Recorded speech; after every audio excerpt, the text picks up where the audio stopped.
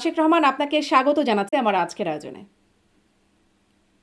জি, আপনাকে ধন্যবাদ। আপনি ভালো আছেন? জি, আমি ভালো আছি। আশা করি আপনিও ভালো আছেন। আপনার কাছে যেই প্রসঙ্গটি দিয়ে শুরু করব, আসলে কয়েকটা বিষয়ে কথা বলব বরাবরের মতোই। প্রসঙ্গ যেটি দিয়ে শুরু করি যে আ গেল ১৩ই March press club of India দিল্লিতে একটা ইফতার আয়োজনে, সেখানে জাহাঙ্গীর কবির নানক মানে আওয়ামী লীগের নেতৃবৃন্দর আয়োজনে একটা ইফতার আয়োজন হয়েছে বলে জানা যাচ্ছে। সেটির একটা ছবি প্রকাশ করেছেন সাংবাদিক জুলকারনাইন সায়ের, এবং তার প্রেক্ষিতে সেটিকে রেফার করে আপনাদের দলের অ্যাক্টিভিস্ট বা আইনজীবী নিঝুম মজুমদার তিনি বলছেন যে মানে জুলকারনাইন স্যার বলেছেন সেখানে বেলজিয়াম থেকে গিয়ে হাসান মাহমুদও জয়েন করেছিলেন, সাবেক পররাষ্ট্রমন্ত্রী। কিন্তু নিঝুম মজুমদার বলছেন না, হাসান মাহমুদ যান নাই, কিন্তু কারা ছিলেন তাদের নাম আবার তিনি সেখানে প্রকাশ করেন নাই। আপনি কি জানেন আসলে কি হয়েছে? মানে কারা আয়োজন করেছিল, কারা সেখানে অতিথি হিসাবে এসেছিলেন, বা কারা আসেন নাই আমন্ত্রিত হয়েও? আপনাকে ধন্যবাদ আজকের এই অনুষ্ঠানে আমাকে আমন্ত্রণ জানানোর জন্য। দেখেন, প্রথম কথা হচ্ছে যে আমি যতটুকু জানি সেটা হচ্ছে যে আপনার ওদের প্রেস ক্লাবের যিনি সভাপতি, তিনি মোস্ট লাইকলি এই দাওয়াতটা বা এই নিমন্ত্রণটা আয়োজন করার ক্ষেত্রে পুরোদা ভূমিকা পালন করেছেন। এবং আমরা সোশ্যাল মিডিয়া থেকে যতটুকু পাই, কারণ আসলে তো এখন আমাদের দলের বেশিরভাগ অ্যাক্টিভিটি সোশ্যাল মিডিয়া নির্ভর হয়ে গেছে। আপনার একেবারে কনভেনশনাল মিডিয়া বলতে যা বোঝায় তার মাধ্যমে কোনো বিবৃতি দেওয়া বা কোনো স্টেটমেন্ট দেওয়ার জায়গায় তো আমরা অনেকদিন ধরে নাই। সোশ্যাল মিডিয়া মিডিয়া থেকে আমরা যেটা পাচ্ছি যে আসলে ওই দাওয়াতটাতে যাদেরকে দাওয়াত করা হয়েছিল মূলত few Indian politicians and few main stream journalist, তারা কেউই আসলে খুব একটা সাড়া দেন নাই বা উপস্থিত হন নাই। তো সেটা না হওয়ার পিছনে সঙ্গত কারণ আছে, কারণ আসলে আওয়ামী লীগ বলতে তো অন্য যারা দাওয়াত দিচ্ছেন বা দাওয়াত খেতে চাচ্ছেন বা দাওয়াত খাওয়াতে চাচ্ছেন তাদেরকে খুব একটা বাইরের বিশ্বের মানুষ ওইভাবে নেতৃস্থানীয় মনে করেন না। আওয়ামী লীগের জন্য আওয়ামী লীগের সভানেত্রী ফ্যাক্টর, সুতরাং এদের দাওয়াত আসলে কতটুকু সাড়া দিবে সেটা প্রশ্ন থেকে যায়। আর ভারতীয় কি গণমাধ্যম বলুন উদ্দেশ্যে বা, কি উদ্দেশ্যে এই দাওয়াতটা ছিল? হ্যাঁ আমি সে জায়গায় আসছি, ভারতীয় গণমাধ্যম বলুন বা ভারতীয় রাজনীতিবিদ, তাদের কাউকে বোকা মনে করার কোনো সুযোগ তো নাই। তাদের নিজস্ব একটা রিসার্চ এবং একটা অ্যানালিসিসের জায়গা আছে। সেই জায়গা থেকে কোন নেতার কতটুকু গ্রহণযোগ্য, কতটুকু জনপ্রিয়তা আছে বা কার কতটুকু মেকানিজম আছে কোনো পরিবর্তন আনার, আহ সেটা তো একটা ফ্যাক্টর। সুতরাং সেই জায়গা থেকে খুব উঁচু মান কেউ পাবেন বলে আমার মনে হয় না। হুম, যাদের নাম বা কথা হচ্ছে এটা এক। দুই নাম্বার, এখানে একটা উল্লেখ থাকে যে বাংলাদেশে মার্কিন যুক্তরাষ্ট্রের একজন রাষ্ট্রদূত ছিলেন যার নাম ছিল মার্শা বার্নিকেট। হুম। যদি আমি, হ্যাঁ, হুম। তো এখন মার্কিন যুক্তরাষ্ট্রের যেটা ব্যাপার হয়ে গেছে সেটা হচ্ছে মার্কিন যুক্তরাষ্ট্রের রিপাবলিকানরা একবার ক্ষমতায় আসে, ডেমোক্রেটরা একবার আসে, কিন্তু রিপাবলিকান অর ডেমোক্রেট ইররেসপেক্টিভ তারা তাদের রাষ্ট্রদূত যেই হোক তাকে তারা ওন করে।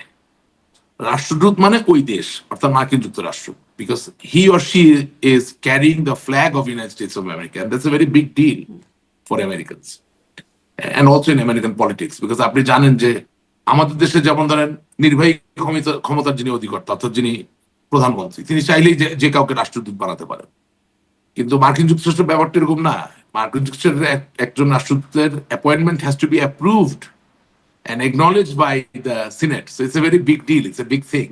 একদিকে নমিনেট করা, আরেকদিকে অ্যাপ্রুভালের ব্যাপার আছে।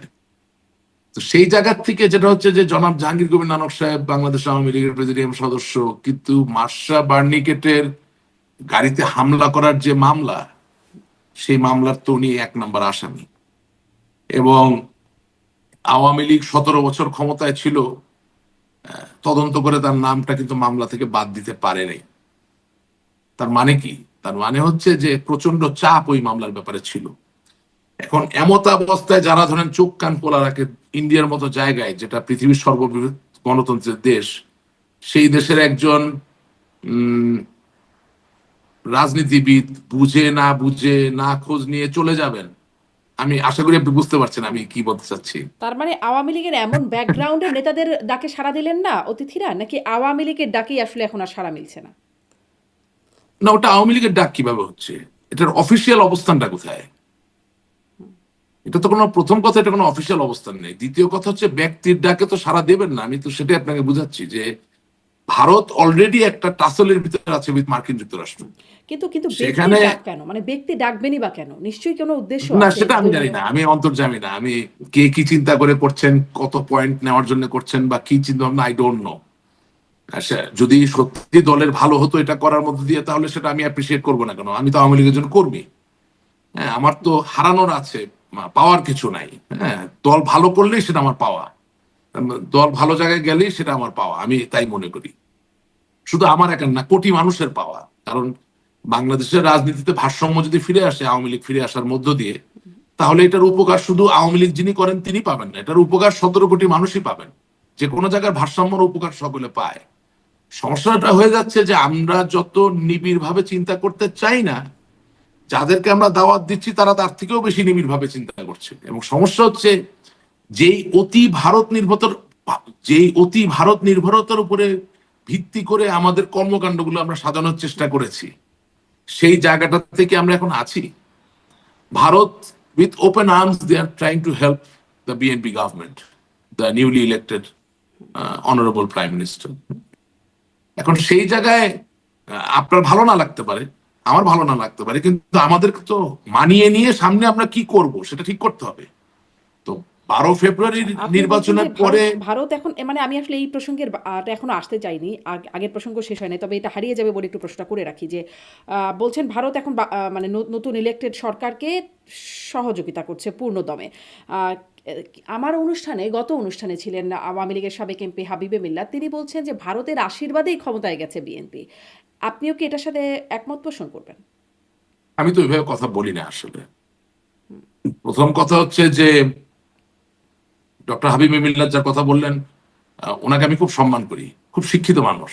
উনি একজন সফল চিকিৎসক, একজন সার্জন ছিলেন, এবং আপনি জানেন উনি বাংলাদেশের বাইরে দীর্ঘদিন সফলতার সাথে ওনার চিকিৎসা পেশা প্রচারিত করেছেন।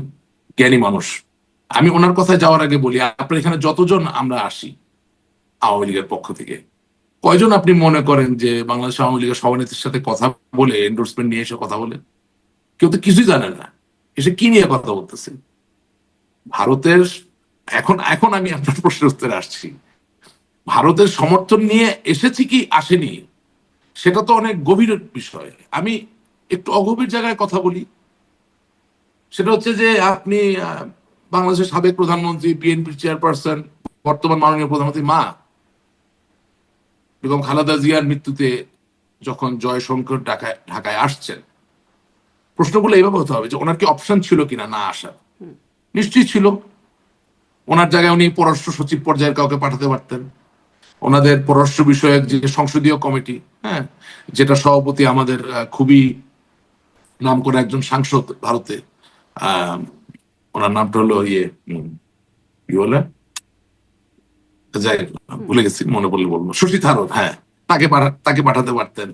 আপনি একসময় বাংলাদেশে যিনি রাষ্ট্রদূত ছিলেন হর্ষবর্ধন সিংলা, যিনি এখন রাজ্যসভার সদস্য, তাকে পাঠাতে পারতেন। অপশন গুলা কি কি ছিল? অনেক অপশন ছিল, বাট জয়শঙ্করজি নিজে আসার সিদ্ধান্ত নিলেন। এখন আপনি এটা খাতায় লিখে ফেলেন।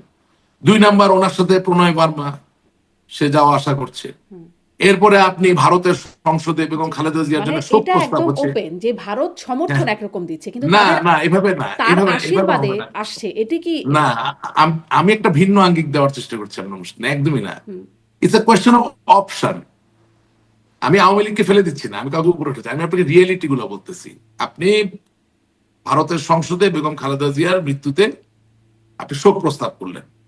এখন অপশন গুলো কি? প্রস্তাব হচ্ছে যে হুসেন মোহাম্মদের সাথে 9 বছর রাষ্ট্রপতি ছিল, তার তো ভারতের সাথে কোনো বিমাতা সুলভ সম্পর্ক ছিল না, কিন্তু তার নাম কি সংসদে উঠেছে? উঠে নাই। এর আগে অনেক রাষ্ট্রপতি, আরো অনেক প্রধানমন্ত্রী মৃত্যুবরণ করেছেন, তাদের কারো নাম কি সংসদে শোক প্রস্তাব দেওয়া হয়েছে? দেওয়া হয় নাই।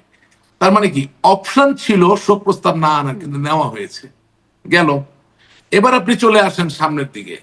নির্বাচন হওয়ার পরে বাংলাদেশের নবনির্বাচিত প্রধানমন্ত্রী জনাব তারেক রহমানকে কি ভারত অভিনন্দন জানিয়েছে? হ্যাঁ, জানিয়েছে। অপশন ছিল না জানানো? হ্যাঁ ছিল, কিন্তু অভিনন্দন জানিয়েছে। তেল সংকট, বৈশ্বিক সংকট, সেখানে ভারত বাংলাদেশকে সহযোগিতা করার আশ্বাস কি জানাচ্ছে? জানাচ্ছে। কারণ কি? আপনার অনুষ্ঠানে আমি এর আগেও বলেছি, এখনো বলছি, জামাতে ইসলামী ক্ষমতায় আসার থেকে বিএনপি ক্ষমতায় আসা তাদের জন্য বেটার অপশন। এখন এই যে বাস্তবতা, এই বাস্তবতাটা বুঝে আওয়ামী লীগের নেতা কর্মীকে কথাটা বলতে হবে। আমরা এমন কিছু করব না যে বাধ্য হয়ে সব অপশনের পথ আমরা বন্ধ করে দিব। রাজনীতি তো একদিনের ব্যাপার না। এমন কি হ্যাঁ, হচ্ছে আমরা যে তো আওয়ামী লীগকে ছেড়ে ভারত এখন বিএনপির হাত ধরছে? না, আমি তো বলেছি এখানে ছেড়ে দেওয়ার তো কোনো বিষয় নেই, it's a question of option. ছেড়ে দেওয়ার কি হলো? আমি আমার বাসা থেকে বের হলাম, আমার বাসায় ডানেও যেতে পারি, গেট থেকে বামেও যেতে পারি। আমি দেখলাম ডান দিকের পথে জাম বেশি, আমি আপাতত সময় বাঁচানোর জন্য বাম দিকে গেলাম।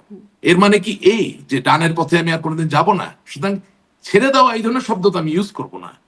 আমি বলবো যে under the prevailing circumstances the best option that India has, they have all the moral and ethical right to choose the best option for their own people, for their own democracy. That's what they have done. তারা ওই কাজটাই করেছেন। এখন ধরেন হাবিব মিল্লাত uncle, আমি ওনাকে uncle বলি, খালু বলি, হ্যাঁ, খুবই বিনয়ী মানুষ, ভালো মানুষ। যদি সত্যি উনি আওয়ামী লীগের আগামী দিনের নেতৃত্বে টিকতে পারেন, তাহলে আমি মনে করি আওয়ামী লীগ কিছু একটা পাবে। প্রবলেমটা হচ্ছে যে উনি যখন এমপি ছিলেন তখন তো উনি সিরাজগঞ্জ আওয়ামী লীগের ভারপ্রাপ্ত সভাপতি ছিলেন, বা বোধহয় সভাপতি ছিলেন। একদিনের নোটিশে তো ওনাকে সভাপতি পদ থেকে উধাও করে দেওয়া হয়েছে। এখন আমি যেই চক্রটা বা যে সিন্ডিকেটটা দেখি যে আমাদের প্রাণ প্রিয় জননেত্রী শেখ হাসিনা, বঙ্গবন্ধুর কন্যা, আওয়ামী লীগকে যারা আসলে অন্ধকার ভাবে নিয়ন্ত্রণ এতদিন করেছেন, তারা তো এখনো আগের জায়গায় আছেন। তারা প্রথম সুযোগ পাওয়া মাত্র এই ডক্টর হাবিব মিল্লাতকে আবার ফেলে দিবে। বুঝলেন, এখানে তো অনেক ইকুয়েশন আছে। এখানে সৈয়দা সাজেদা চৌধুরী, হাবিব মিল্লাত সাহেবের শ্বশুর, মানে ইঞ্জিনিয়ার মোশাররফ সাহেব, অর্থাৎ আমাদের সভানেত্রী জননেত্রী শেখ হাসিনার সাবেক বেআই সাহেব, হ্যাঁ, আপনার এদিকে আমাদের জাতীয় চার নেতার সন্তান, আমাদের নেতা মরহুম নাসিম সাহেবের এলাকার রাজনৈতিক একটা সমীকরণ। সেখানে আবার হাবিব মিল্লাত সাহেব সিরাজগঞ্জের কাজীপাড়ার কি বলে যে সিরাজগঞ্জের সেখানে এমপি। সবকিছু মিলিয়ে একটা পরিস্থিতি যেটাতে আসলে আবার আগের চর্চা যে আসবে না, সেটা আপনি বুঝলেন কিভাবে? সেই আগের চর্চাতে বা আপনি যে বলছিলেন অন্ধকারে রাখা শেখ হাসিনাকে কারা রেখেছিল, কাদের কথা আপনি মিন করছেন? এটা তো বহুবার আপনার অনুষ্ঠানে বলেছি। কেন আমার কাদের চাচা রেখেছিলেন, এখনো রাখছেন। হ্যাঁ, কেন আপনি এই যে একটু আগে যারা ইফতারের আনাত ওনারা করেছেন, কেন করবেন না? আপনি একটা জিনিস আপনাকে চিন্তা করতে হবে, আহমেদ সফার একটা খুব দামি কথা আছে, বুঝলেন, এটা আমরা ভুলে গেছি, আমি বলতে চাই। আপনি মিছিল করলেন, মিটিং করলেন, does it solve your problem? No, it doesn't. কেন? কারণ রাজনীতির সবচেয়ে বড় সাফল্যের জায়গা হচ্ছে বুদ্ধিদীপ্ত, নৈতিকতায় পুষ্ট একটা মেরুদণ্ড, অর্থাৎ ইংরেজিতে বলা যেতে পারে morally, ethically and strategically sound spine or backbone। 5ই আগস্ট 2024 সালের পরে আওয়ামী লীগের এই যে একটা নৈতিক এবং বুদ্ধিদীপ্ত আধ্যাত্মিক কমা, আতলামি নির্ভর বলতে পারেন, হ্যাঁ, আতেল নির্ভর, বুদ্ধিদীপ্ত নির্ভর যে মেরুদণ্ড বা যে নৈতিক জায়গাটা, যে spine, it has been totally shattered. আপনি এটা ঠিক না করে শুধু মেঠো স্লোগান দিয়ে আপনি কি পারবেন দাঁড়াতে? এটা কি হয়? আপনি একটা সামরিক বাহিনীর একটা অংশকে নিয়ে যখন কোনো যুদ্ধে যান, সেই যুদ্ধে যাওয়ার আগে তাদের যে কমান্ডার, তাদের যে জেনারেল, তাকে রীতিমতো তার সৈন্যবাহিনীকে উদ্বুদ্ধ করার জন্য ওই যুদ্ধের নৈতিকতা নিয়ে কথা বলতে হয়। জি, এখন আসলে সেই মেরুদণ্ড 2024 ঠিক সালের করার কোনো প্রক্রিয়া চলছে কিনা এই প্রসঙ্গটাতে আমি একটু কথা বলতে চাই আপনার সাথে। তবে এটা আপনি আরেকটু ওই প্রসঙ্গটা শেষ করি যে ওই যে প্রেস ক্লাব অফ ইন্ডিয়ার সেখানে যে আয়োজনটা হলো, সেখানে একটা লুকোচুরি রকমের ভাব, যদিও প্রকাশ্যে একটা আয়োজন, প্রেস ক্লাব অফ ইন্ডিয়ার আয়োজনটা হচ্ছে, কিন্তু এই যে কারা ছিলেন সেটি বলা হচ্ছে না। বা এর আগেও আমি আমার অনুষ্ঠানে আওয়ামী লীগের নেতারা এসেছেন, আমি যিনি আসলে ফ্লপ হয়েছে এই জন্য বলছেন না, শেখ প্রোগ্রাম হাসিনার সাথে, ফ্লপ, ধরেন শেখ হাসিনার প্রোগ্রাম সাথে ফ্লপ। কেন আপনি বুঝতে পারবেন programme flop? Who authorised it you think? আপনাকে আমি বললাম কি, আমি তো অনেক কিছু ইঙ্গিত, সবকিছু তো মানে হয়েছে কি, আমার তো অলরেডি অনেক শত্রু জিনিসটা হচ্ছে আমরা বাংলাদেশের ভালো চাই, আমরা আওয়ামী লীগের ভালো চাই। আমি আপনাকে বারবার একটা কথা বলেছি যে যে যত যায় কিছু বলুক, দিনের শেষে বাবা মা ভাই বোন সহ যে সংসার, ওটাই পৃথিবীর সবচেয়ে সুন্দর সংসার। তাই বলে কি একা মা কোনো সন্তানকে বড় করে না? করে তো। একা বাবা কোনো সন্তানকে বড় করে না? করে তো। অনেক ভাই বোনের তো বাবা মাও থাকে না, হয়তো এতিমখানা থেকেও তো অনেক সন্তান বড় হয়ে ওঠে, ভালো হয়ে ওঠে, হয়, কিন্তু সেটাই সবচেয়ে সুন্দর না। সবচেয়ে সুন্দর ছবিটা হচ্ছে বাবা মা ভাই বোন অ্যাজ এ ইউনিট, কারেক্ট?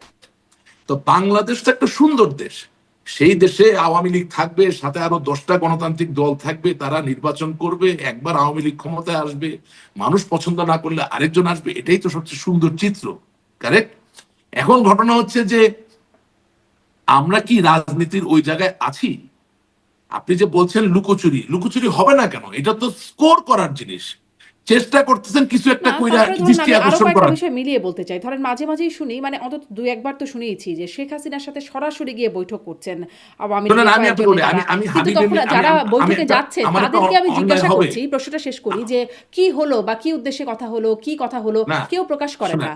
আহ, আ- আমি, আমার এই কথাটা না বললে অন্যায় হবে, আমি মনে করি আপনার এই উত্তর আপনি পাবেন যদি ডক্টর হাবিবে মিল্লাতের মতো শিক্ষিত লোকদেরকে আওয়ামী লীগ এখন দৃশ্যমান ভাবে নেতৃত্বের জায়গায় আনতে পারে, এন্ডোর্স করতে পারে অফিসিয়ালি, তাহলে তো ওয়েল এন্ড গুড। নতুন প্রজন্মের ছেলে মেয়েকে দেখাতে পারবেন যে লেখাপড়া করে, যে গাড়ি ঘোড়া চড়ে, সে শুধু গাড়ি ঘোড়া সে চড়ে না, তার মাথায়ও বুকুট চড়ে। কিন্তু আপনি এখন যেই নেতৃত্ব রাখছেন, আহা কি বাহার, এ দিয়ে আপনি নতুন প্রজন্মকে কি জয় করতে পারবেন? হ্যাঁ, আপনি নিজের লোকদেরকেই তো জয় করতে পারতেছেন না, আর নতুন প্রজন্ম তো বাদ দিলাম। আপনাকে আমি একটা খুব সিম্পল, আজকে আপনার অনুষ্ঠানে এসেছি, আমি আমি মনে করি আমার জায়গা থেকে আমরা ভালোবাসতে পারি, দুটো কথা বলতে পারি, মতামত প্রকাশ করতে পারি, কেউ বুঝতে পারে কেউ ভুল বুঝতে পারে, এটা তাদের ব্যাপার, আই রিয়েলি ডোন্ট কেয়ার। আপনি একটা জিনিস চিন্তা করেন, আমাদেরকে সামনে এগোতে হবে। আমাদের বাইরে একটা অবস্থান আছে, আমরা পালিয়ে এসেছি অনেকে, রাইট? যাদের একটু লজ্জা শরম আছে তারা বলে পালিয়ে এসেছে, আর যাদের লজ্জা শরম নাই তারা বলে তারা নাকি স্থান পরিবর্তন করেছে, তারা পালায়নি। তো অত বেহায়া হতে চাই না, হ্যাঁ, পালিয়ে এসেছি, পালিয়ে আছি নিজেকে বাঁচানোর জন্য। যান বাঁচানো ফরজ, এতে লজ্জার কিছু নাই। যারা বাইরে পালিয়ে আছেন তাদের ভিতর থেকে একটু অনুকরণ করা যায়, একটু অনুসরণ করা যায়, বা একটু তাদের পোর্টফোলিওটা মানুষকে বলা যায়, ভাই উনি তো একটু অ্যাকমপ্লিশড, এই ধরনের কয়েকটা লোককে সামনে আনা যেতে পারে এই বিপদের সময়। কারা তারা, এমন কে কে আছেন? এই যে আপনার অনুষ্ঠানে আসে ডক্টর হাবিবুল্লাহ আসতে পারে, হুম। কেন আসবে না? হুম। অসুবিধা কোথায়? আপনার এখানে যদিও আমিন ভাই খুবই মানে টু ব্লাইন্ড, মানে এত বেশি তেল মারা আমি পছন্দ করি না, টু মাচ, অতিরিক্ত তেল ধরুন, বাট তারপর আমার মনে হয় ভদ্রলোক, শিক্ষিত মানুষ, ভদ্রলোক, ছাত্র রাজনীতি করেছেন, হ্যাঁ। আবার আপনি যদি ফিরে আসেন আপনার নিজের মাতৃভূমিতে, তাহলে আমাদের মাইনুদ্দিন হাসান চৌধুরী সাহেব, আমি কয়েকটা নাম বলছি, আমি কাউকে বাদ দিয়ে উপর নিচে করছি না, যিনি ছাত্রলীগের সভাপতি ছিলেন, extremely educated, extremely knowledgeable, and he's not a conventionally charismatic person, but he has charisma. জ্ঞান এবং শিক্ষার নিজস্ব একটা ক্যারিজম্যাটিক ধার থাকে, সবসময় একদম অভিনয় কইরা আপনার কি বলে যে রবার্ট ডিনিরোর মতো করে ডেলিভারি দেওয়া লাগে না। when you are educated, when you are knowledgeable, when you say something, that itself is a charismatic delivery. আপনি মাননীয় হাসপাতালকে প্রমোট করতে পারেন। আপনি ঢাকা বিশ্ববিদ্যালয়ের ভিসি ছিলেন Maksud Kamal sir, what does he have to lose? তার বড় ভাই শাহজাহান কামাল সাহেব নোয়াখালী ফেনী আওয়ামী লীগের সভাপতি ছিলেন, মুক্তিযোদ্ধা ছিলেন, তারা মুক্তিযোদ্ধা পরিবারের। আপনি তারা আওয়ামী লীগের মুখপাত্র করতে পারেন, করেন না, 2 দিনের জন্য করেন, তাও করেন, অসুবিধা কোথায়? He knows how to speak, he represents A fraternity. আপনি এই যে আমাদের কার্জন ভাই, আমি যেহেতু উনি শিক্ষক স্যারই বলবো, হাফিজুর রহমান কার্জন, হ্যাঁ, তাকে যে আপনি অ্যারেস্ট করে নিয়ে গেলেন এই যে পান্না সাহেবের সাথে, তারপরে এদের সাথে, তাদেরকে আপনি ভয় পাইতে দেখছেন? সে ভয় পায়? সে তো স্বাধীনতার সপক্ষে মানুষ, সে তো বঙ্গবন্ধুর মানুষ, সে তো আওয়ামী লীগকে সমর্থন করে। কই তা আপনি কি প্রমোট করছেন তাদেরকে? এই ধরনের জামাল উদ্দিন স্যার, হ্যাঁ, অনেকে বলতে পারে দুর্দান্ত সাহস, একটু পাগলাটে, তাতে কি? He is willing to take that risk. আপনি কি তারা জায়গা দিচ্ছেন? আমি জানি না কোন আন্তর্জাতিক সমীকরণ আপনি দিচ্ছেন না বা দিবেন না, বাট আমি তো এরকম ধরেন জিনাত হুদা আপা, ওনার স্বামী চান ভাই ওনাকে নিয়ে অনেক কথাবার্তা আছে বা উনি ভিসি ছিলেন, কতটা সফল ছিলেন মানছেন সেটা না, কিন্তু ডক্টর জিনাত হক হুদার পলিটিক্যাল কমিটমেন্ট নিয়ে কি আপনার কোনো প্রশ্ন আছে? তারা কি আসলে এই দায়িত্ব নিতে আগ্রহী এখন? আপনি তো প্রস্তাব করছেন। তারা নিতে আগ্রহী কিনা আমি জানি না, কিন্তু আপনি কি এক্সপ্লোর করেছেন? আচ্ছা, আপনি কি আচ্ছা। গবেষণাটা আপনার কাছে করেছেন? এটাই জানতে এবং চাচ্ছিলাম যে এবং আপনার কাছে কি মনে এবং হয় এবং একটু এই প্রশ্নটা এবং করতে চাই না না যে এই শুনেন আমি নেতৃত্ব যাদেরকে আপনি বলছেন মেরুদণ্ডহীন বর্তমানে অবস্থায় আছে ৫ই আগস্টের পরে অন্তত, এই নেতৃত্বের মধ্য দিয়েই এখন আবার নতুন করে বাংলাদেশের রাজনীতিতে ফেরার একটা মানে নির্বাচনী রাজনীতিতে ফেরার একটা কৌশল কিনা এটা মানে কিচ্ছু সাবেক শুনেন, প্রধানমন্ত্রী বার সাবেক প্রধানমন্ত্রী কাউন্সিলের একটু শেষ করি জি আপনি ঠিকই বলছেন, আমি আসলে ওদিকেই যাচ্ছি যে আইনজীবী ফোরাম থেকে শুরু করে স্থানীয় সংসদ নির্বাচন সবখানে অংশগ্রহণ করবে আওয়ামী লীগ, এমনটি জানিয়েছেন আওয়ামী লীগ নেত্রী শেখ হাসিনা। মানে এই নেতৃত্ব দিয়েই এই বিষয়গুলোতে তিনি এগোতে চান। আপনার কাছে এই বিষয়ে কি মনে হয়? আচ্ছা, আমি আগের কথাটা পুরো শেষ করতে পারি নাই, আপনার এখানে উত্তর পাবেন, আমি আসতেছি। আওয়ামী লীগ নাকি ফ্যাসিবাদী দল? আওয়ামী লীগ নাকি নিষিদ্ধ? তো নিষিদ্ধ দলে নিশ্চয়ই কোন একটা অপরাধ আছে। আওয়ামী লীগ কোন ফৌজদারি দণ্ডবিধির অধীনে জারিকৃত মামলার কত নম্বর আসামি আপনি জানেন? Do you know? Awami League Awami লীগকে দল হিসাবে কোন মামলায় অন্তর্ভুক্ত না, করা আওয়ামী হয়েছে লীগ এবং তো কোনো কত মামলায় নাম্বার? আসামি হয়নি। রাইট, তাহলে আপনি আওয়ামী লীগকে নিষিদ্ধ করলেন কিভাবে?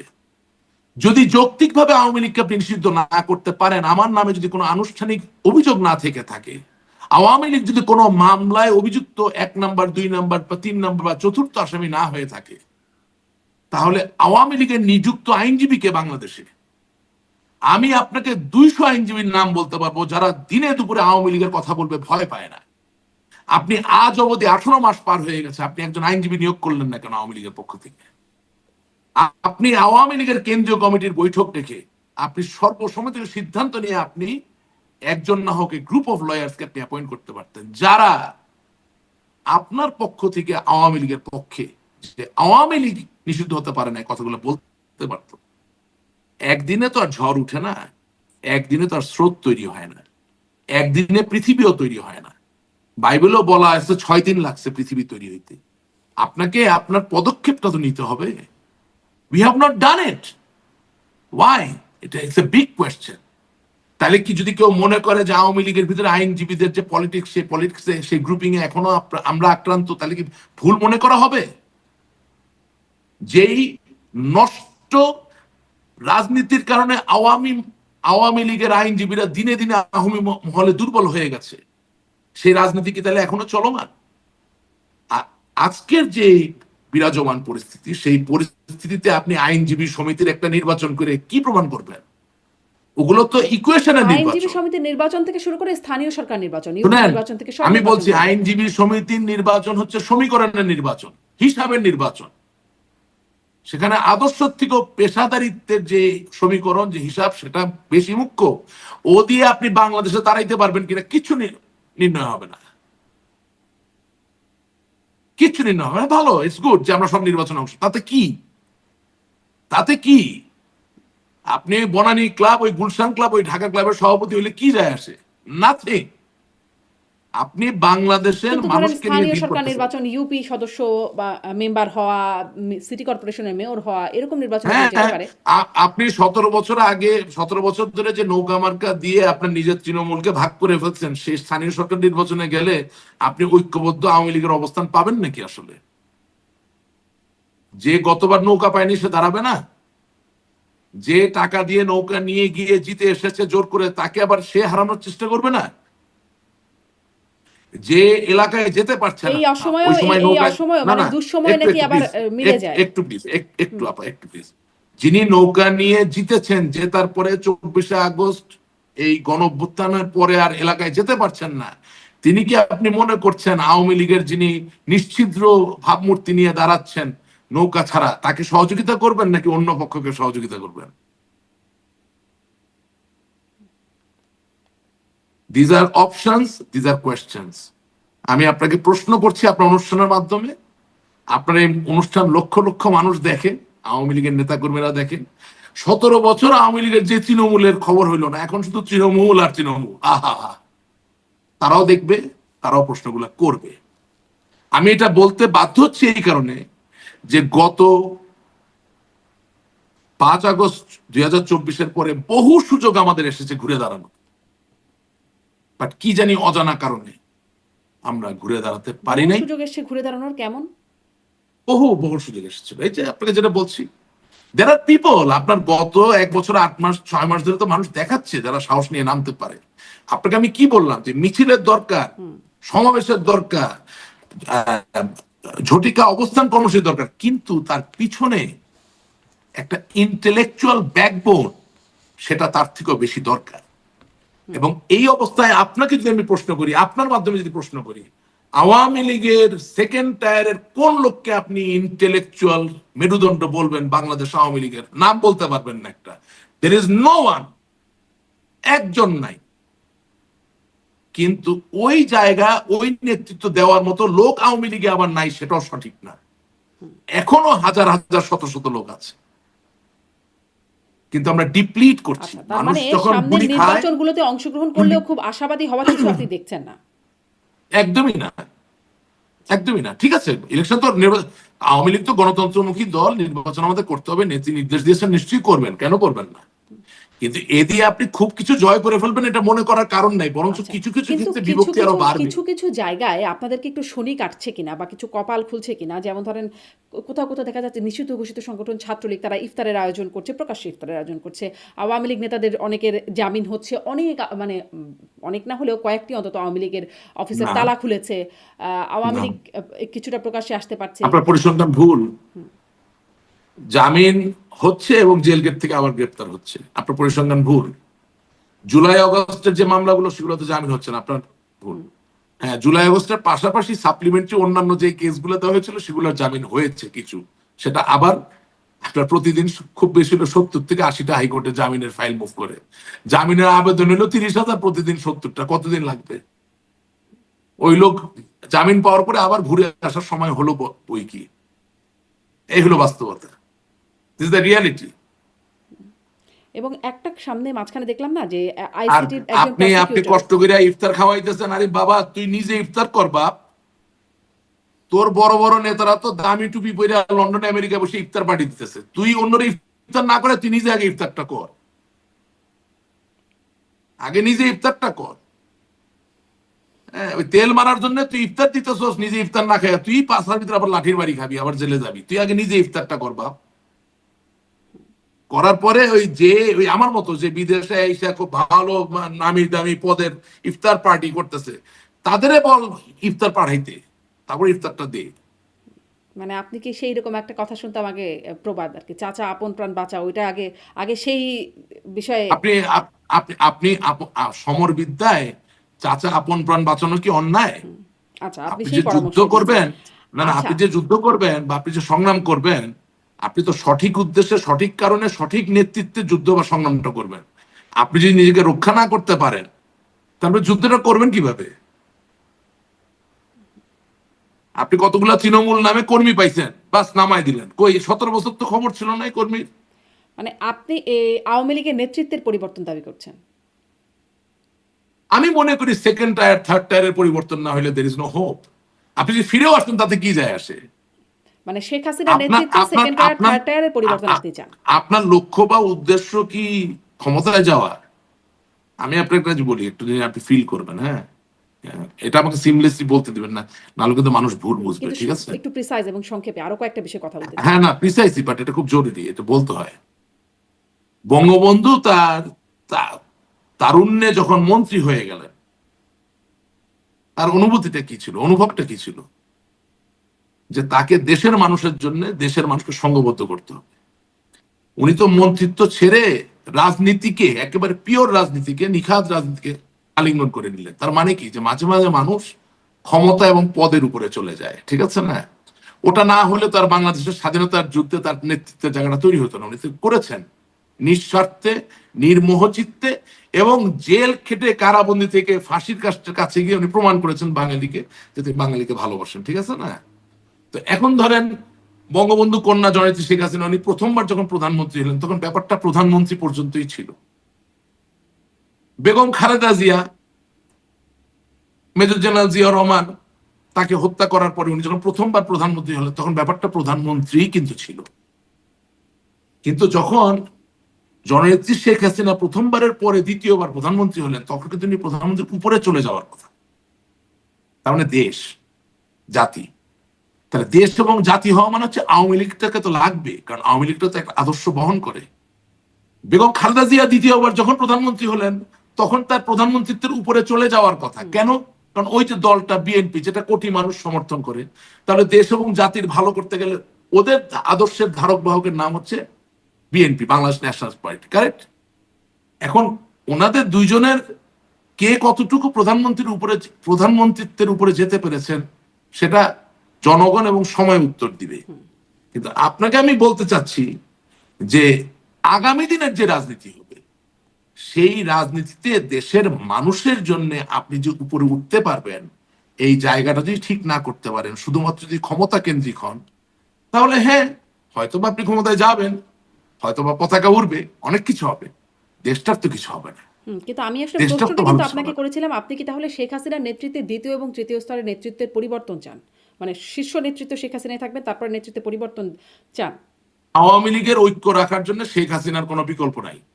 আপনি এটা দরকার হলে এডিটিং করে আরো 3 বার 4 বার বলবেন, যেটা সত্য আমি মানে সেটাই তার বলতেছি। পুত্র সজীব অজয় জয় তিনিও দায়িত্ব না, নিতে আমরা তো রাজি? এখনো তো জয় ভাই আদৌ রাজনীতি করবেন কিনা এটা তো পরিষ্কার ভাবে কোথাও বলেন নাই। আমি তো যেটা বলেন না এটা আমি বলতে পারছি না। বাট আওয়ামী লীগের ঐক্য ধরে রাখার জন্য শেখ হাসিনা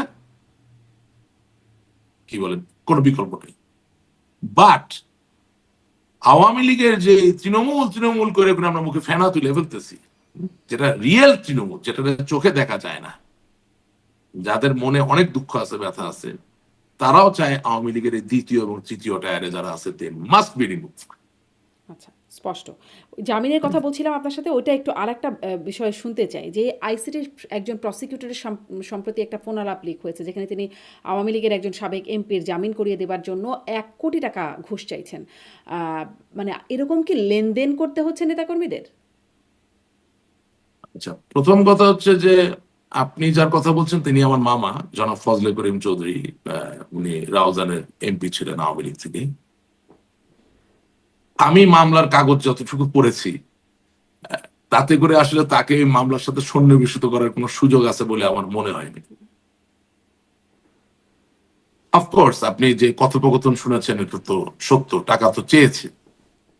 এখন আইসিটির মামলায় যে টাকা পয়সার লেনদেন হতে পারে, তাহলে অবশ্যই এর থেকে লঘু যে মামলাগুলো আছে সেখানে তো নিশ্চয়ই টাকা পয়সার লেনদেন হচ্ছে। এবং হ্যাঁ, এটা তো সত্যি, যেমন ধরেন আমার নামে অনেক মামলা, আমার নাম সরিয়ে নেওয়ার জন্য তো আমাকে বাংলাদেশ থেকে ফোন করে বলা হয় যে আপনি এত টাকা দেন, আপনার নাম কাটিয়ে দিচ্ছি, আপনি এত টাকা দেন, আমরা এভিডেভিট করে দিচ্ছি। কারা বলছে টাকা চাইছে কারা? না, আমি তো আর আপনাকে নাম বলবো না কারা বলছে। কেন, হ্যাঁ, নাম বললে কি হবে? না, নাম বলবো না এই কারণে যে কিছু লোক আছে শুধুমাত্র অর্থ আয় করার জন্য হয়তো আমাকে ফোন করছে, আর কিছু লোক আছে যারা হয়তো সত্যি আমাকে সাহায্য করতে চায় বলেই সেই বন্দোবস্ত করে আমাকে ফোন করছে। সুতরাং আমি না বুঝে না শুনে কেন একজন মানুষকে বিপদে ফেলতে যাব? মানে হ্যাঁ, যারা বলছে একজন তারা কি আপনার দলীয় লোকই বলছে? হ্যাঁ, দলীয় লোক বলছে, দলের বাইরের লোকও বলছে, প্রশাসনের লোকও বলছে। কিন্তু আমি তো আমি পলিটিশিয়ান, আমি রেসপন্সিবল পারসন। আমি তো কোনো কিছু না হওয়া পর্যন্ত আচ্ছা, আপনিও কি টাকা ঢালাও দিচ্ছেন ভাবে আমি মানে একটা মামলা কথা থেকে কিছু বলতে পারবো নাম না। কাটানো বা জামিন ইত্যাদি এক কিছু? টাকাও দিচ্ছি না, 1 টাকাও দিব না, প্রশ্নই আসে না। নেভার, কোনোদিন না, never, over my dead body, that's not going to happen. টাকা দিয়ে মামলার থেকে নিজের নাম মুক্ত করার মতো জায়গার আসে প্রমাণ নেই, এত সোজা না। No. আচ্ছা, কিন্তু টাকা দিয়ে নিশ্চয়ই অনেকে মুক্ত হচ্ছেন, এই জন্য নিশ্চয়ই টাকার হয়তো লেনদেন বা, চাইছেন। হ্যাঁ, আচ্ছা, অনেকে অনেকে আমাদের অনেক সাবেক মন্ত্রী আছেন, টাকা দিয়েছেন, দিয়ে এভিডেভিট আপনি হয়তো করিয়েছেন। দেশের বাইরে আছেন, ফলে আপনাকে দিতে হচ্ছেন। দেশে যারা আছেন তাদের তাদের ব্যাপারে কি জানেন কিনা না, আপনি? দেশের বাইরে থাকলে কেন দিতে হবে না? মানে আমাকে আপনার তো তো একদিন তার দেশে ধরছে না, ফিরতে হবে। আপনাকে তার ধরতে পারবে না এখন। আমার নামে যদি রায় হয়ে যায়, আমি তো জীবনে বাংলাদেশে ফিরতে পারবো না। বাংলাদেশ ছাড়া কোথায় গতি আছে? আমার বাংলাদেশ ছাড়া যদি অন্য কোনো গতি থাকতো তাহলে আপনার প্রোগ্রাম করতাম কেন? মানে রায় হয়ে গেলেও এখন রায় বদলে যায়, বদলে গিয়ে আবার সেটা হতে পারে, অপশনেও চলে সেটা যায়। আরেক রায় বদলাতেও তো খরচ হয়, রায় বদলাতেও অনেক সময় খরচ হয়, সেটা তো আরেক জিনিস। আচ্ছা, কিন্তু ঠিক আছে। বাস্তবতা হচ্ছে তাহলে যে যারা আমাদের অন্তত অনেক আপনাকে মন্ত্রী, সেই অফারটা করছেন তারা বার্তা পেয়ে গেলেন যে আপনি আসলে টাকা দিবেন না। এটা না তারা এখানকার আগেই তাদেরকে বার্তা আমি দিয়ে আচ্ছা, দিয়েছি। আচ্ছা। বাকিও যদি কেউ অফার করতে চায় সেই বার্তাটা নিয়ে নিলেন। একটু হ্যাঁ, আসি এবারের। কেউ এখন এখন তার কেউ অফার করবে না, যে কয়টা মামলা সে কয়টা মামলার অফার তো হয়ে গেছে। আচ্ছা। আ এখন যদি না আপনি আগামীকালকে একটা মামলা আমার নামে করেন আর কি, তাছাড়া বলো। আচ্ছা, আমরা একটু এই বিষয়েও আসতে চাই। নতুন সংসদ হলো, সেই বিষয়টা নিয়েও একটু কথা বলতে চাই। কেমন হলো এবং প্রধানমন্ত্রী তারেক রহমান তিনি কাজ করছেন দায়িত্ব নেবার পর থেকে তাঁকে কিভাবে দেখছেন? মানে আগে আপনার অনুষ্ঠানে মাঝে, মাঝে তারেক রহমানের কড়া সমালোচক আপনি ছিলেন। সেখানে তাকে উন্মাদ প্রায়ও বলতেন কখনো, কখনো। এখন কি আপনার মূল্যায়নটা একই রকম আছে? নাকি মনে হচ্ছে যে তার মানে আপনার মূল্যায়ন কি তাকে নিয়ে প্রধানমন্ত্রীর দায়িত্ব নেবার পর? না আমি এই ধরনের কথা তো বলি নাই, তবে আমি হ্যাঁ, হ্যাঁ, বলেছেন। আমি একদম যে দেখেই যেসব বলছি। যেসব আজকেই দেখছিলাম। যেসব হ্যাঁ। যেসব কথা বলেছি সেগুলো আমি জানি আমি কি বলেছি। এবং আহ, সেটা তো আমি আওয়ামী লীগের কর্মী হিসাবে সেটা সত্য। বাংলাদেশের স্বাধীনতা যুদ্ধের প্রথম রাষ্ট্রপতি তো বঙ্গবন্ধু শেখ মুজিবুর রহমান, উপরাষ্ট্রপতি সৈয়দ নজরুল ইসলাম। এটা তো আর আপনি চেঞ্জ করতে পারছেন না, এটা সত্য। আহ একজন দেশের ভাবি প্রধানমন্ত্রী তিনি তার আয়ের উৎস কি এটা জানতে চাওয়া বোধহয় খুব বড় কোনো অন্যায় না। এখন অফকোর্স একটা উত্তপ্ত বাক্য বিনিময় হয়ে যায় রাজনীতি করতে গেলে, টকশো করতে গেলে, সেখানে বাক বিতর্কিত হয়, যুক্তি হয়, সেটা আরেক জিনিস। বাট আমার মনে হয় না কোনো কবিরা গুনাহ করা হয়েছে। হাউএভার না, আসলে বাট প্রশ্নটা বাট ছিল বাট সংলাপ বাট সমঝোতা সম্পর্কে। তখন আপনি এরকম বাট বলছিলেন যে বাট আমার তাদের এখানে সাথে সংলাপ আমার কিসের? হ্যাঁ আমার এখানে সবচেয়ে বললাম তো যে আমরা তো পলিটিক্সটাকে এমন ভাবে বিপনাইজ করেছিলাম, এমন ভাবে একটা শত্রু ভাবাপন্ন পরিস্থিতি করে ফেলেছিলাম যে যেটার এখন খেসারত আমার থেকে তো যারা বাংলাদেশে আটকে আছে তাদের বেশি দিতে হচ্ছে। সামাজিক ভাবে আমরা এমন একটা জায়গায় চলে গেছিলাম যে এখন সামাজিক ভাবেও তো আপনি কোথাও ফোন করতে পারছেন না। আওয়ামী লীগের গ্রহণযোগ্যতা শূন্যের কোঠায় চলে গেছিল, বিকজ আমরা পোলারাইজ করে ফেলেছিলাম খুব বেশি, টু মাচ। মানে হয় কি ধরেন আমি একই স্কুলে পড়ছি, আপনি একটা স্কুলে পড়ছেন, হ্যাঁ, সেখানে সবার বাবা মা একদল করে, সেটা কি হয়? কিন্তু স্কুলে পড়তে গেলে সেবা প্রকাশনীর মাসুদ রানা পড়বেন, সেবা প্রকাশনের কাউন্ট ড্রাকুলা পড়বেন, সেবা প্রকাশনের জিম করবেট পড়বেন, বইয়ের আদান প্রদান করবেন, বন্ধুত্ব তৈরি হবে, পিকনিকে যাবেন, আমসত্ত্ব খাবেন, ফুটবল খেলবেন, ভলিবল খেলবেন, ক্রিকেট খেলবেন, মারপিট করবেন, আড্ডা দিবেন। আহ, ওই সেবা প্রকাশনের বই নিয়ে শিক্ষক আপনাকে হাতে নাতে ধরে ফেলবে, একটু কানে ধরে দাঁড়াবেন, একটু মুরগি হবেন, হ্যাঁ, অনেক সময় আগের দিনে বেত মারা হতো সেটাও হবে। সবকিছুর মধ্যে দিয়ে একটা দৃঢ় বন্ধুত্ব তৈরি হয়। আমরা এমন একটা জায়গায় চলে গিয়েছিলাম যে স্কুলের বন্ধুর সাথেও তো ইন্টারেক্ট করা যেত না, এমন ভাবে পলিটিক্স বিপনাইজড হয়ে গেছিল যে কোনো বিয়েটাও তো মানে খুব স্বাভাবিক ভাবে যাওয়া যেত না, কার সাথে ছবি উঠলো, কার সাথে কথা। It was that kind of situation, whereas Bangali সব দেখতে মোটামুটি একই রকম, একই ভাষায় আমরা কথা বলি, হ্যাঁ, সমতল ভূমির দেশ। এটা তো হয়েছিল, সেটার তো এখন মাসুল আমরা দিচ্ছি। হ্যাঁ, আহ, ধরেন আমার বয়স যখন 10 বছর, 11 বছর, 12 বছর, আমি কি তখন ইয়ে বুঝি, মানে কি বলে যে আপনার দ্বিজাতি তত্ত্ব বুঝি? হ্যাঁ আমি বুঝি, আমার মতো 12 বছর বয়সের অনেকে বুঝতো না। তো তাই বলে সে কি আমার বন্ধু হবে না? সে কি আমার প্রিয় সাদমান হবে না? সে কি আমার প্রিয় বাইজিদ হবে না? সে কি আমার প্রিয় জিল্লু হবে না? হবে তো। কিন্তু পলিটিক্স করতে গিয়ে এমন একটা বিপনাইজ জায়গায় আমরা চলে গিয়েছিলাম যে একেবারে বাল্য বন্ধুকেও প্রকাশ্যে অনেক সময় হয়তো বা আপনাকে পরিত্যাগ করতে হতো। হ্যাঁ, এখন সেই জায়গা থেকে আপনি যদি চিন্তা করেন, those were those were grave mistakes, আমি এটা অস্বীকার করি না। এখন আপনি যদি এখনকার সংসদের কথা বলেন, এটা আমি বলবো অনেকে পছন্দ করবে না আমার কথা না, 17 বছর একটা জোকার, একটা সার্কাসই দেখছি আমরা। হ্যাঁ, ঠিক আছে না? তো এখন আমি তো বিএনপি করি না, বিএনপি করব না, কিন্তু মির্জা ফখরুল ইসলাম আলমগীর সাহেবকে আমি ভদ্রতা বাদ দিয়ে অন্য কোনো কিছু করতে এখনো দেখি নাই। বা ওনাকে জোকারি মার্কা কথাবার্তা তো আমি বলতে শুনতেছি না, যদিও তারা ক্ষমতায় চলে আসছে, সরকার তাদের, এখন তারা তো যা ইচ্ছা তাই করতে পারে। বাংলাদেশের প্রধানমন্ত্রী হওয়ার রাজনৈতিক দল ক্ষমতায় যাওয়া হচ্ছে খোদার পরে তাদের জায়গা, তাই না? সেই জায়গা থেকে অনেক উল্টাপাল্টা কথাও তো বলতে পারেন, কিন্তু এখনো কিছু শুনতেছি না। তো সেই জায়গা থেকে আমি মনে করি যে আমাদেরও একটা গঠনমূলক রাজনীতির জায়গার সূচনা ঘটানো দরকার। এবং আমি একটু বিস্মিত হয়েছি যে তারেক জিয়া সাহেব ওনার গাড়িতে পতাকা তুলছেন না। আমি এমেজড হয়েছি। হ্যাঁ, এটা সবাই প্রশংসা করছে। হ্যাঁ, আমি আমার জীবনে এটা শুধু আওয়ামী লীগ আমলে না, আমি সব আমলেই দেখেছি ভিআইপিরা যখন মুভমেন্ট করেন রাস্তাঘাট বন্ধ হয়ে যায়। আমার সামনে অনেক সময় অ্যাম্বুলেন্সের সাইরেন বাজতে দেখেছি, কিন্তু হোসেন মোহাম্মদ এরশাদ সাহেব যাবেন, বেগম খালেদা জিয়া যাবেন, জননেত্রী শেখ হাসিনা যাবেন, তাদের যাওয়ার কারণে অ্যাম্বুলেন্সও দাঁড়িয়ে থাকতে দেখেছি, আপনাকে বলছি। তো সে বিএনপি করলো, সে যে এই প্রচলনটা করলো যে আমি রাস্তা আটকাবো না বা ট্রাফিক বন্ধ করবো না, আই থ্যাংক হিম, আমি তাকে ধন্যবাদ জানাই। বাংলাদেশের বেশিরভাগ মানুষ তাকে ধন্যবাদ জানাই। তবে এর সাথে এটাও বলতে চাই যে শুধুমাত্র আপনি পতাকা উড়ালেন না বা রাস্তায় ট্রাফিক নিয়ন্ত্রণ করলেন না আপনার মুভমেন্টের সময়, এর মধ্যেই তো আর আপনার দায়িত্ব সীমাবদ্ধ থাকবে না। আপনার উচিত আওয়ামী লীগের মতো একটা ঐতিহ্যবাহী দল যাতে গণতান্ত্রিক ভাবে অংশগ্রহণ করতে পারে এটা নিশ্চিত করা।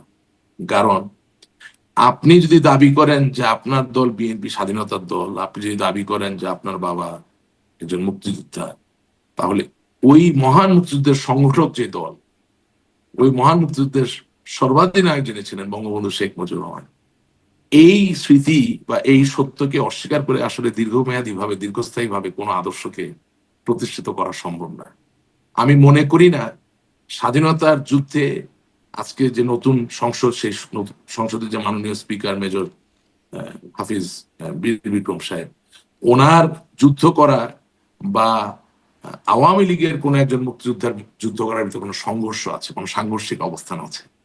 সুতরাং ওই যে বললাম, যদি একজন প্রধানমন্ত্রী একবার নিজেকে মনে করেন যে তিনি প্রধানমন্ত্রিত্বের উপরে, টাকাটা শুধুমাত্র ওনার জন্য কাগজ, ক্ষমতাটা শুধুমাত্র ওনার জন্য একটা সুযোগ, তাহলে আপনি দেখবেন যে অনেক সমস্যারই সহজ সমাধান আমরা খুঁজে পাব। আর আওয়ামী লীগ করার জায়গা থেকে আমি মনে করি যে বাংলাদেশের যে কোনো সংকট আমাদের সকলের সংকট। সুতরাং ওই সংকটকে মোকাবেলা করার ক্ষেত্রে শকুনের দোয়া পড়ার মতো, যে যদি ওই সংকটেও পড়ে যায়, এই ধরনের কোনো চিন্তা ভাবনা পোষণ না করাটা আমি মনে করি as a Statesman, as a leader, as a true politician and as a true Patriot, that is our responsibility.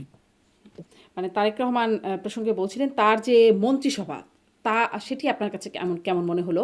আপনার সাথে অনেকে আসলে আগে টক শো আপনার সাথে হ্যাঁ বসতেন, হ্যাঁ, বেশিরভাগ যারা আমার হ্যাঁ, সবাই মন্ত্রী হয়ে গেছে, অনেকে মন্ত্রী হয়েছেন, এভরিবডি। হ্যাঁ, এবং সেখানে তাদের সাথে ওই যে আপনি বলছিলেন পলিটিক্সের অবস্থা এমন হয়েছিল, আপনারাও অনেক আক্রমণাত্মক হয়ে যেতেন, সেখানে আসলে তারা এখন অনেকেই মন্ত্রী হয়ে আছেন, সেটা নিয়ে আসলে আপনার কি আমি উপলব্ধি? তাদেরকে সাধুবাদ জানাই, আমি তাদেরকে শুভেচ্ছা জানাই, আমি আশা করি তাদের মাধ্যমে দেশের ভালো হবে, আমি বিশ্বাস করতে আপনি চাই। কোনো চমক পেয়েছেন মন্ত্রিসভায়? মানে ডক্টর খলিলুর রহমানকে নিয়ে অনেক আলোচনা হয়েছে যে তিনি কিভাবে মন্ত্রী না, হয়েছেন, তাকে নিয়ে। ডক্টর খলিল রহমান নিয়ে কেন আপনি এটা চমক হবে? ডক্টর খলিল রহমান তো সাবেক প্রধান বিচারপতি, সাবেক প্রধান উপদেষ্টা লতিফুর রহমান সাহেবের প্রাইভেট সেক্রেটারি, পিএস ছিলেন, প্রশাসনের থেকে নিয়োগকৃত পিএস ছিলেন। এবং তখন 2001 সালের যে নির্বাচন নিয়ে আওয়ামী লীগের পক্ষ থেকে অনেক অভিযোগ আছে, সেই নির্বাচনের ইঞ্জিনিয়ারিং এর সাথে ডক্টর খলিলুর রহমানের একটা সরাসরি সংযোগ থাকার কথাও তো শোনা যায়। আমি তো বুঝলাম না যে আপনারা ডক্টর খলিলুর রহমানের নিয়ে কি এই তত্ত্বাবধায়ক ডক্টর ইউনূসের সময় থেকে কথা বলা শুরু করলেন। মানে আওয়ামী লীগের নেতা কর্মীদের ডাটাবেজও এত দুর্বল হয়ে গেছে যে they don't even know from where he has come. আপনি এত আশ্চর্য হচ্ছেন কেন? সে তার বিএনপির মানে পররাষ্ট্রমন্ত্রী হবে। 2001 সালে বিএনপিকে ক্ষমতায় আনার পেছনেও এই সম্পর্ক নিবিড়, এই ডক্টর সম্পর্ক খলিলুর রহমানের নিবিড়, ইঞ্জিনিয়ারিং সম্পর্কটা ছিল। আবার বলছি এটা নিবিড় সম্পর্ক। ইয়েস, কারণ এখন জামাত দাবি করছে এখনো খলিলুর রহমানের ইঞ্জিনিয়ারিং আছে বিএনপিকে ক্ষমতায় আনার পেছনে। আপনার অনুষ্ঠানে আমি এসে বলেছি ডক্টর ইউনূস নির্বাচন দিবে, বলি নাই? আপনার অনুষ্ঠানে আমি কি বলেছি? জামাত ক্ষমতায় আসবে না, বলি নাই? আপনি আপনি রাজনীতি করেন, কিন্তু আপনি শুধু নিজেকে নিয়ে চর্চা করবেন, অন্যকে নিয়ে চর্চা করবেন না, এটা তো হতে পারে না।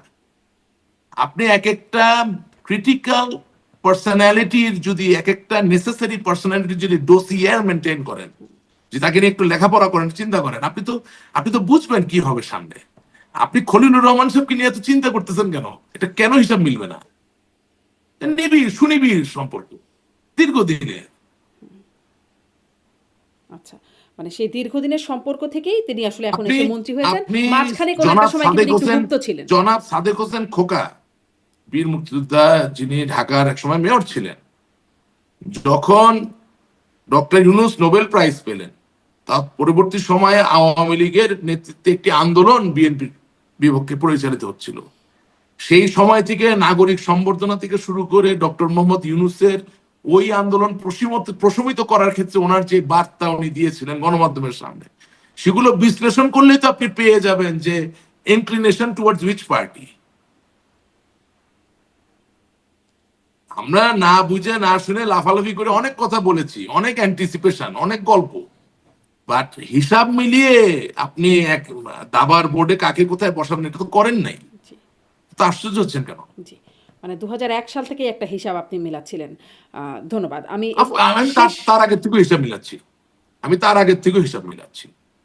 অফকোর্স এটার অনেক ব্রড একটা পার্সপেক্টিভ আছে, সেটা এই এক অনুষ্ঠানে বলা সম্ভব না, বাট কোনোদিন সুযোগ পাইলে আপনি আমাকে আবার ডাকেন, আমি বলবো আস্তে আস্তে।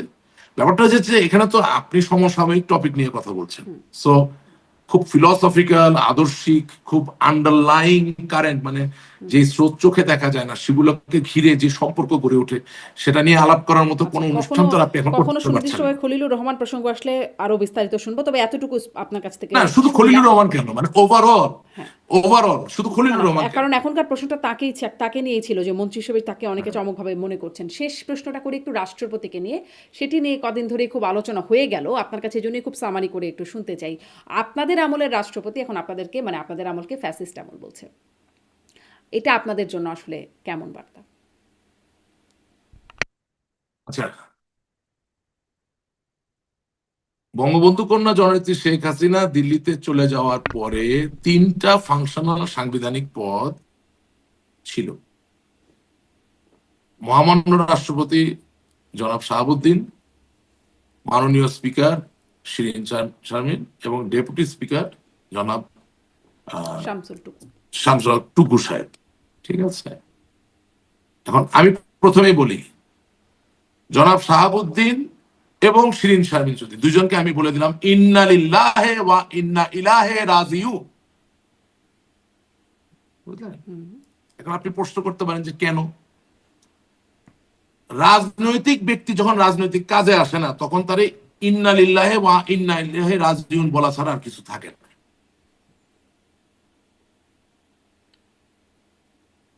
আপনি আজকে শুধু প্রেসিডেন্ট প্রেসিডেন্ট প্রেসিডেন্ট রাষ্ট্রপতি নিয়ে লেগেছেন। যদি রাষ্ট্রপতি তার জায়গায় বলে বসে যে আমি তো রাষ্ট্রপতি হইতে চাইনি, আমি তো স্বপ্নে দেখিনি কোনোদিন আমি রাষ্ট্রপতি হব, কি বলবেন?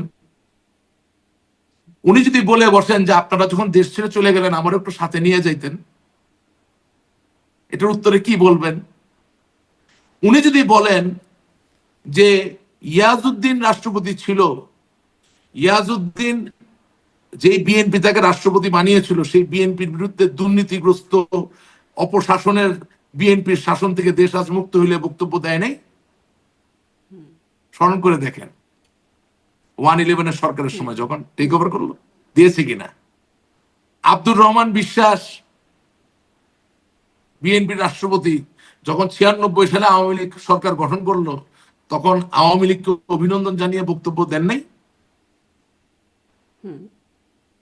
মানে অভিনন্দন জানিয়ে বক্তব্য দেয়া এক, আর একটা হচ্ছে ওই পুরো আমলটাকে ফ্যাসিস্ট আমল বলে ফেলা।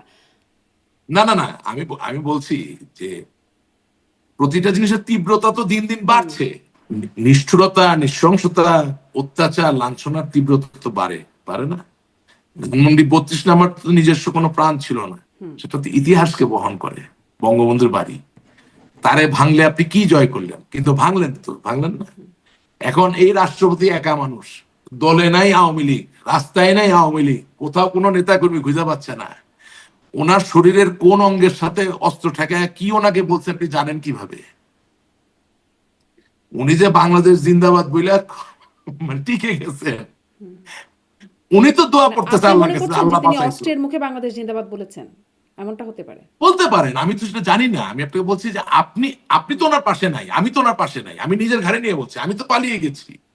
আমি পালানোর সময় তো বলি নাই যে মহামান্য রাষ্ট্রপতি আপনি আমার সাথে আসেন। আমি যে একটা স্পিকার বানাইছিলাম, ওই যে বললাম দুজনকে ইন্না লিল্লাহি বলছি না, কেন বলছি আপনার বুঝতে হবে। কারণ শিরিন শারমিন চৌধুরীকে আপনি স্পিকার বানিয়েছেন সরাসরি ভোটে নির্বাচিত সংসদ সদস্যদের স্পিকার, অভিভাবক হওয়ার জন্য, যেখানে তিনি নিজেই ছিলেন সংরক্ষিত আসনের। তা নিশ্চয়ই কোনো কারণে বানিয়েছেন। স্পিকার হবে কে যে সংকটকে মোকাবেলা করতে পারে। নোয়াখালী তার বাড়ি, সেখান থেকে নিয়ে রংপুরের মানুষের ওখানে আপনি আর কোনো নেতা বান নাই, পীরগঞ্জ থেকে ওনাকে এমপি বানিয়ে দিচ্ছেন, ভালো কথা।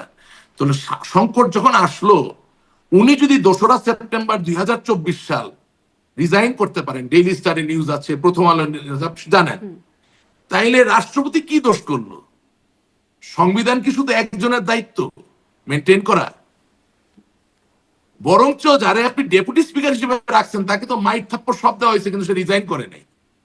তাকে হাজার অত্যাচার করার পরে সে রিজাইন করেনি। তার মানে কি? তার মানে আমি আপনার এই অনুষ্ঠানের মধ্যে বলতে চাচ্ছি যে পলিটিক্যালি প্রুভেন সোল ছাড়া যাদেরকে আপনি সংবিধান রক্ষা করার দায়িত্ব নাকি দিবেন এরকম যাকে রিজাইন করতে বলা হয়েছে তিনি রিজাইন করেছেন, যাকে আসলে সেরকম চাপ দেওয়া হয়নি তিনি করেন নাই, বিষয়টা কি এরকম নাকি?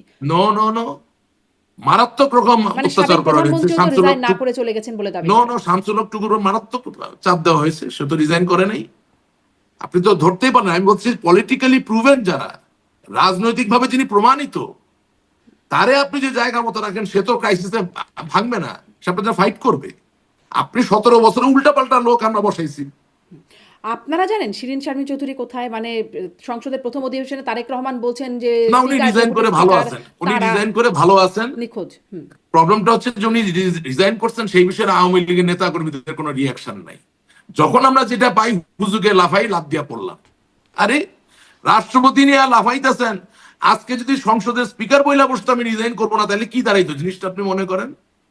রাষ্ট্রপতি কি আছে? ওর কিছুই নাই, কোনো ক্ষমতাই নাই তার সাংবিধানিক, হি হ্যাজ নাথিং। আমার কথা হচ্ছে আমি কারো পক্ষে না বিপক্ষে না, আমার কথা হচ্ছে আপনি একটা জিনিস জানবেন। সেনাবাহিনীর অনেকে আবার আপনার এখানে আসে, সাবেক, জিজ্ঞেস করবেন, সেনাবাহিনী বা পুলিশের কাউকে কখনো এককভাবে অস্ত্র ক্যারি করতে দেওয়া হয় না, বা কোনো অপারেশনে এককভাবে পাঠানো হয় না। কেন? It's a question of formation. তার মানে হলো যে আপনি একা যেমন অস্ত্র চালাবেন, ঠিক একইভাবে অস্ত্র রক্ষাও করতে হবে। কারণ আপনার অস্ত্র কেড়ে নিয়ে যদি আপনার উপর উল্টা চালায় তাহলে তো লাভ হলো না। তার মানে পৃথিবীর সব জায়গায় শক্তিটা আসে একটা ফরমেশন থেকে। এই জন্য শব্দ দল বা টিম এটা ঐতিহাসিক ভাবে এসেছে। তো সাংবিধানিক পদে যারা আছেন তারা তো একটা গ্রুপে অন্তর্গত, তারা একটা নিবিড় সম্পর্ক স্থাপন করে একসাথে কাজ করার কথা। এই সাংবিধানিক পদধারী ব্যক্তিরা প্রধানমন্ত্রী চলে যাওয়ার পরে কি হবে সংবিধানে তো লেখা নাই। সেই সময় তারা যদি আগেই একজন রিজাইন করে ফেলে, তাহলে আরেকজনের কাছ থেকে কি আশা করতেছেন আপনি? আমি পদ দিতে পারি বললেই পদ দিলাম। হ্যাঁ, আমি গ্রামাঞ্চল থেকে, এখন তো বেশি স্পেসিফিক বলা যাবে না, হ্যাঁ, উঠাই নিয়ে আসলাম, কি বলে, হাঁটুতে পড়া লুঙ্গি পরা ছেলে একটাকে এনে রাত্রেবেলা ওয়াইন খাওয়া শিখাই দিলাম, 1000 কোটি টাকা বানানো শিখাই দিলাম। Is this a political solution? এটা তো হয়েছে,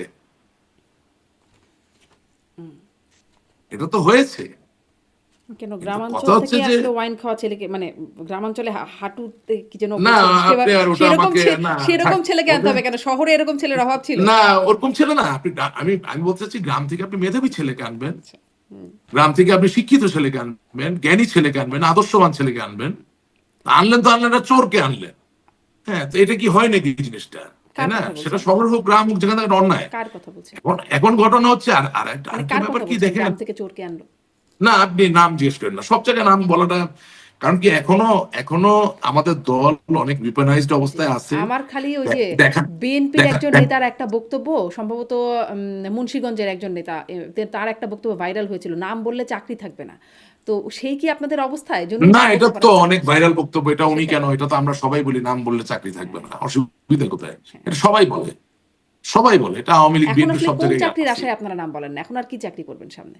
না না, চাকরি না, বিপনাইজ ভাই, শত্রু। বাপরে বাপ, আপনি চিন্তা করতে পারবেন না কি পরিমাণ বিপনাইজ।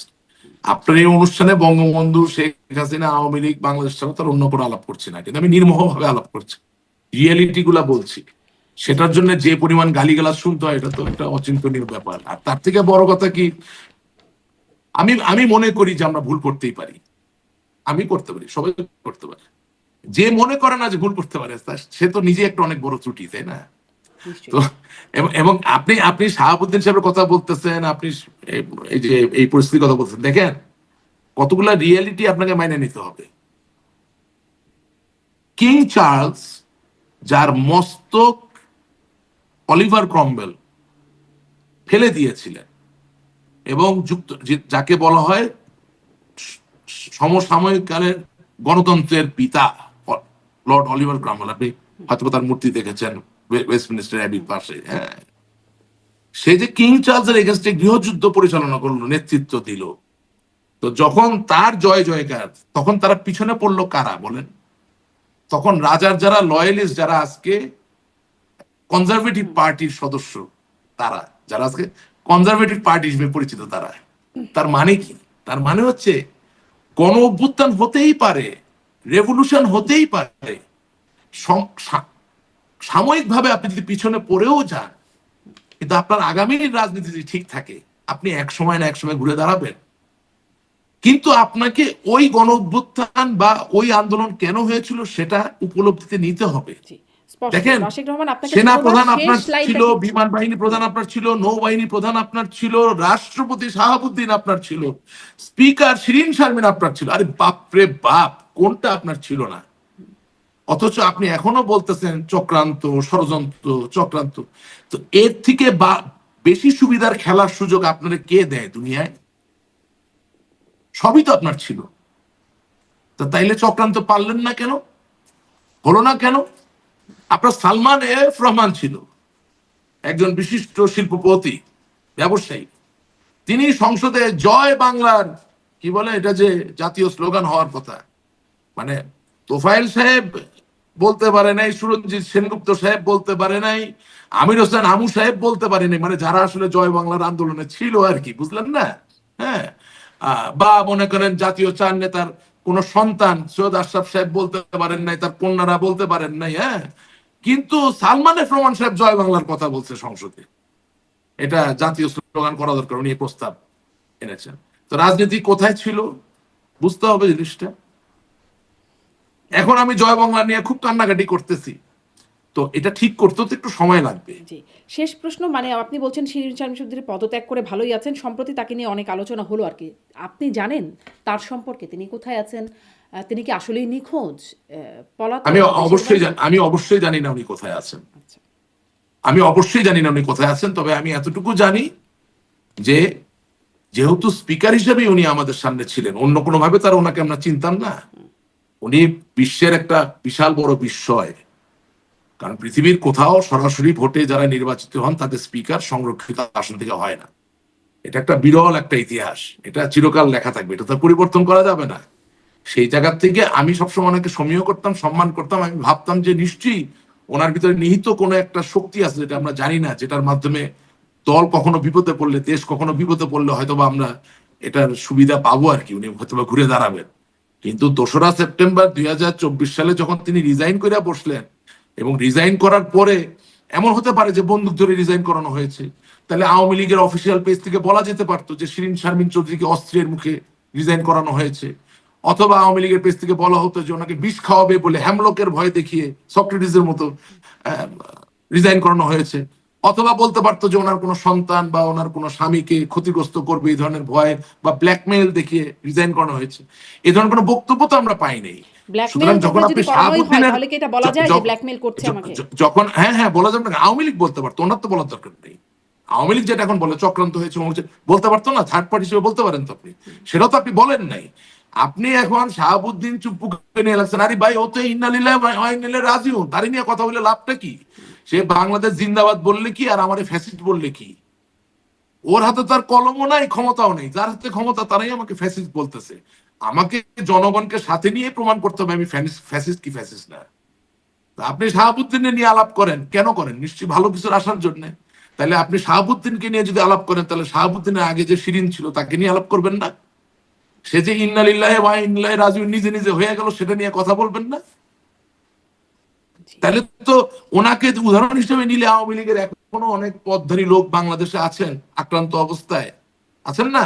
তারা তারা কি সবাই পদত্যাগ করবেন? তাহলে তারা কি কেউ কম ঝুঁকিতে আছেন? কেউ তো পদত্যাগ করছেন না, কেউ করছেন না, কেউ করবেন না। কারণ ওই যে আপনার কথা, যে পলিটিক্যালি প্রুভেন, যে পলিটিক্যালি মোটিভেটেড, তারে আপনি যে দায়িত্ব দিবেন। আর কে আছেন? না, সাংবিধানিক পদ শুধু বলি নাই, বলছি যে কোনো পদ আছে না, শ্রমিক লীগ, কৃষক লীগ, যুবলীগ, হ্যাঁ ওইটাও তো অনেকে আছে না। আপনি দেখছেন তো, এই যে যেমন আমরা একটা ব্যাংকের সাথে জড়িত ছিলাম, নাম হইলো মেঘনা ব্যাংক। ওই ব্যাংকের এক পরিচালক ছিল কি জাহাঙ্গীর মানিক, মানিক কি সানজি না কি অটোমোবাইলের কি মালিকের পরিচালক ছিল। সে ছিল আপনার ওই যে আর টিভির যে মালিক ছিলেন মোর্শেদুল আলম এমপি সাহেব, যিনি এখন জেলে। ওনার এলাকাটার নাম কি জানি, মনে আছে আপনার? এগুলো তো রাখতে হবে, নাহলে আপনি কিভাবে গণমাধ্যমে। হ্যাঁ, তো মোর্শেদুল আলম এমপির এলাকার সে আওয়ামী লীগের উপজেলার সভাপতি ছিল। তো 5ই আগস্টের 2024 সালের ইয়ের পরে সে গায়ে দুধ ঢেলে, হ্যাঁ, সাংবাদিক সম্মেলন করে সে আওয়ামী লীগের পদ ছেড়ে দিচ্ছে। এরকম আছে না কিছু লোক? এরকম চুতিয়া লোকও তো আছে বাংলাদেশে। তো আমি বলতে চাচ্ছি যে আমি নিজে কেন এত বড় বড় পদে এমন সব লোকজন দিব যারা একটু চাপেই কি বলে যে অব্যাহতি নিয়ে নেয় বা নিজেরা রিজাইন করে। এখান থেকে শিকারও নেই। এই জন্য বলছি কি যে যখন ওই আপনাকে যে প্রফেসর কার্জনের কথা কেন বললাম, বা জামালউদ্দিন সাহেবের কথা, বা আমাদের মাকসুদ মানে কামাল তারা তো কোনো সাহেবদের কথা পদেও কেন ছিল না, বললাম? ফলে পদত্যাগের প্রয়োজনীয়তা না তাদের নাই। না না, কিন্তু তারা সাহসী, ওটাই আপনি বলছি যে সাহসী পদক্ষেপ নেওয়ার জন্য পদ লাগে। জি, স্পষ্ট। অনেক ধন্যবাদ রাশিদ রহমান, অনেক